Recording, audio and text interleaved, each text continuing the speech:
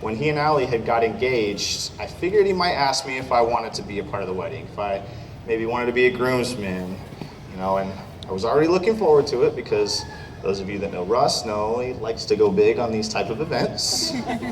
I actually do think most of the groomsmen are really just here for this mac and cheese bar that we've heard about. But I truly was blown away that he asked me to be the one to marry him and his future bride. I was a little unsure because, like I said, I'm not a religious figure. I mean, I go to church when I can. I've only been married for a few years. And I thought about this a lot, and I couldn't really figure out, why me? Obviously, it's because I'm the best looking out of all of his friends, too. But in all seriousness, I did really wonder why, and I wondered, what am I going to say? I don't really think that I'm an eloquent speaker or super intelligent person that can give you all the answers on how to make marriage work. But I do think as good friends, you and I have always been straight with each other. So that's exactly what I decided to do.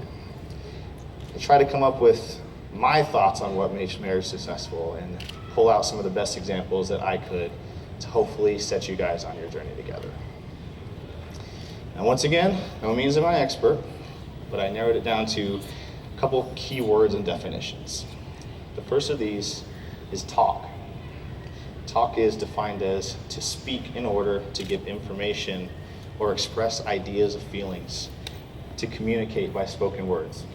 Now Russ, this one is more for us, because I know that sometimes the word talk turns into an hour-long conversation, but the words, how was your day, really do go a long way in expressing how much you care.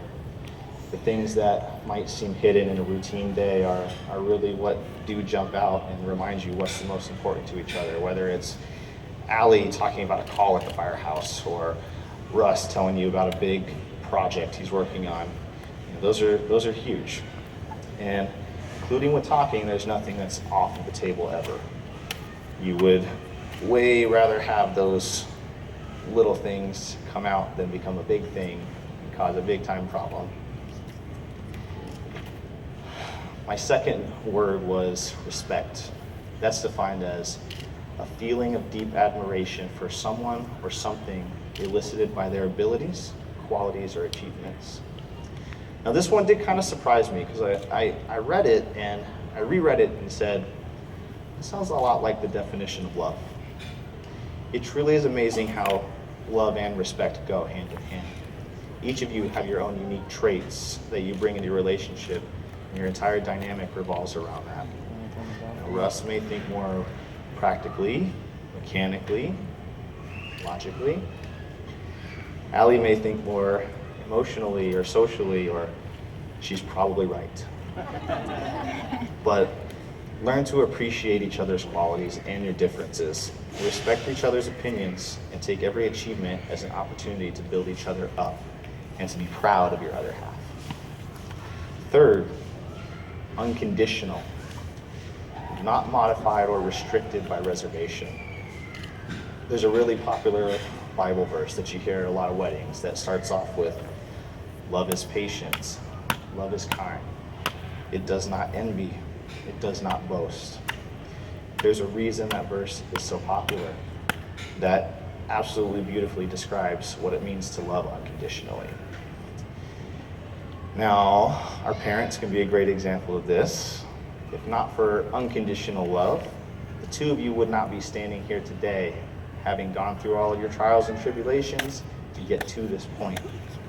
And I remember something my mother used to say is, I may not always like you, but I promise I will always love you. Remember that, because college football season is coming.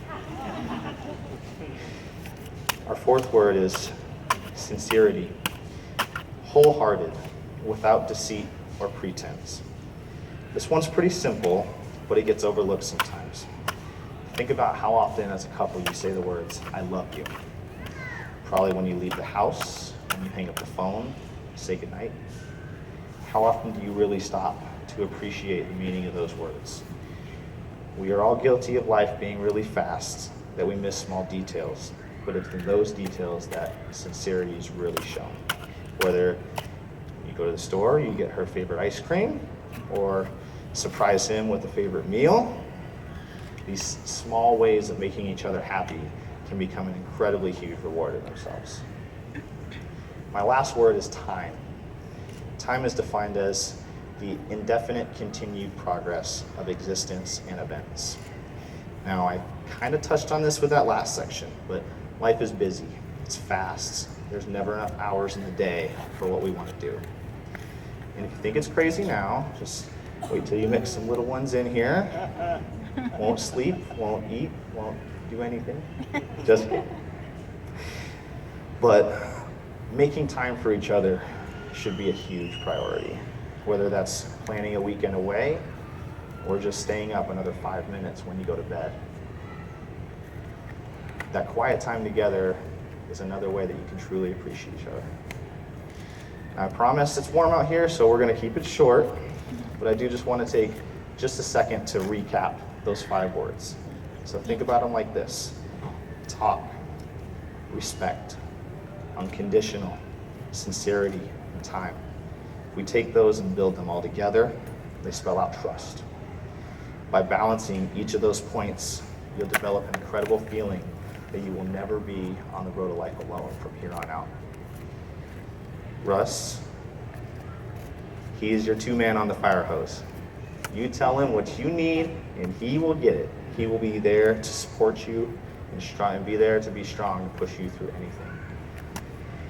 And forgive the football analogy, but Allie's your left tackle. She's got your blind side. Your well-being will always be what's most important to her. Together, you will succeed as a team, and you will overcome any hardships. And myself, all these gentlemen up here, all these beautiful ladies over here, and everybody that's out here today will always be here to support you. All right,